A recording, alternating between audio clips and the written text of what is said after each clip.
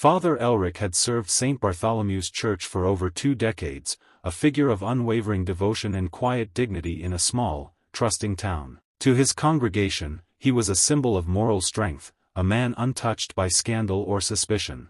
But one late night, long after the church doors had been locked and the candles snuffed out, Father Elric returned to the chapel alone. The moonlight spilled through the stained-glass windows as he moved silently to the confession booth, lit a single taper, and withdrew a small velvet pouch from the folds of his robe.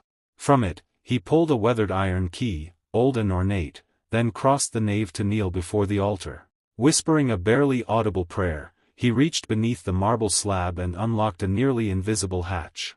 Hidden beneath it was a secret chamber containing a faded journal, a stack of sealed letters bound with twine, and an intricately carved gold pendant bearing a strange sigil. He held the pendant in his hands as though it carried weight beyond metal, something sacred or dangerous, perhaps both. "Forgive me, Lord," he whispered. "But this burden is mine to carry." What Father Elric didn't realize was that a new security camera had been installed in the chapel earlier that day after a string of local thefts. The technician had not informed him yet. It was scheduled to be discussed at the next board meeting. Quietly nestled in the choir loft, the camera recorded every moment of his clandestine ritual, every word of his whispered confession. In his mind, he was alone with his secrets and his God. But unbeknownst to him, the sanctuary no longer held only the eyes of the divine, it now had the gaze of man, blinking silently, capturing the truth no one was meant to see. The next morning, the church was still and hushed as Sarah, a diligent young volunteer, arrived early to tidy the nave and prepare for Sunday service. She had always admired Father Elric.